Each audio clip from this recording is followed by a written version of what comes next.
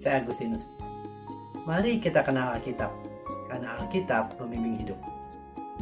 Nabi Yehezkiel, atau lebih tepatnya Yehezkiel bin Buzi, adalah seorang imam dan nabi di masa pembuangan bangsa Israel ke Babel dari Juli tahun 593 sebelum Masehi hingga April tahun 571 sebelum Masehi.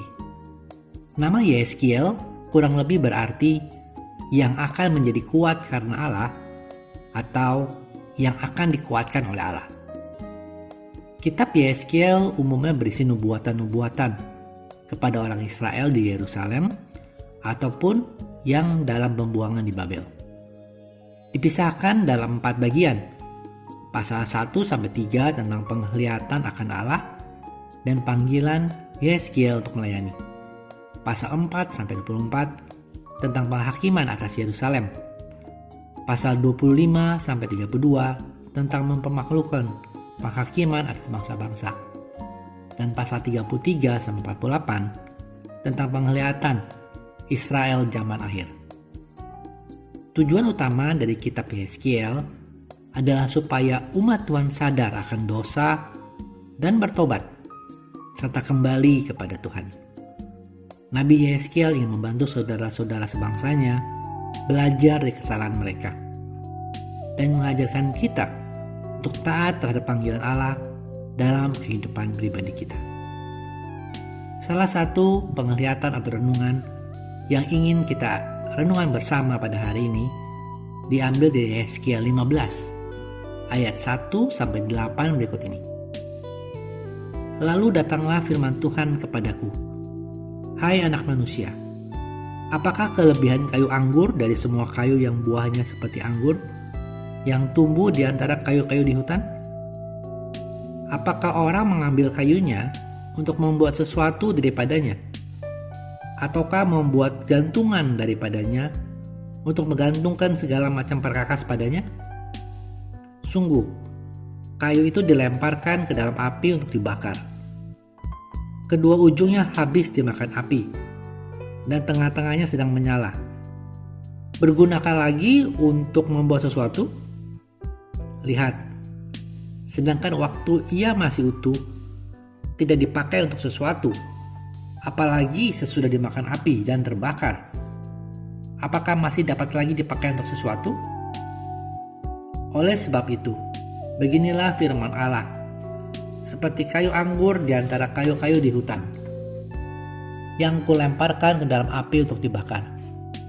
Begitulah aku lakukan terhadap penduduk Yerusalem.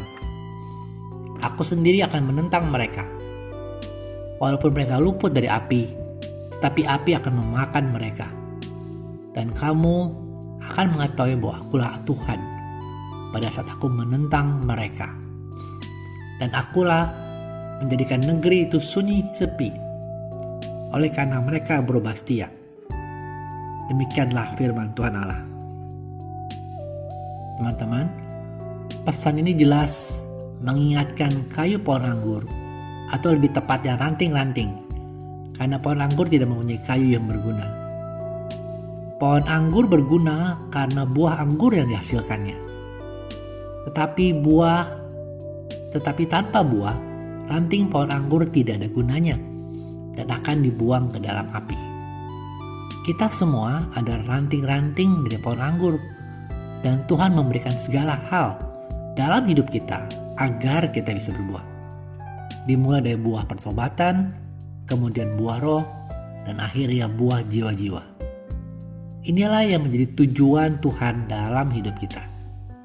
Bertumbuh, berbuah secara maksimal, sesuai kapasitas yang Tuhan rencanakan. Bagaimana dengan kita, teman-teman? Apakah hidup kita sudah berbuah? Apakah kita sudah menjadi berkat untuk keluarga, sesama, gereja, dan masyarakat? Hal penting yang harus kita ingat, kita harus tinggal pada Kristus yang adalah pokok anggur. Tanpanya kita akan mati. Mari kita baca juga Yohanes 15 ayat 1-8. Dan hal ini bukan kebetulan. Dari Yehezkiel 15 kita berlanjut ke pembahasan di Yohanes 15 yang sama-sama 8 ayat.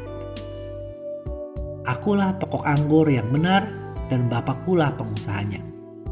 Setiap ranting padaku yang tidak berbuah dipotongnya, dan setiap ranting yang berbuah dibersihkannya, supaya ia lebih banyak berbuah.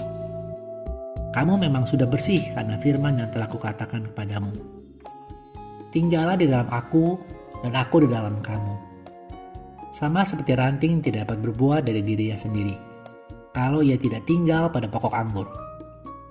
Demikian juga kamu tidak berbuah, jikalau kamu tidak tinggal dalam aku. Akulah pokok anggur, dan kamulah ranting-rantingnya. Barang siapa tinggal di dalam aku, dan aku di dalam dia, ia berbuah banyak. Sebab di luar aku, kamu tidak dapat berbuat apa-apa.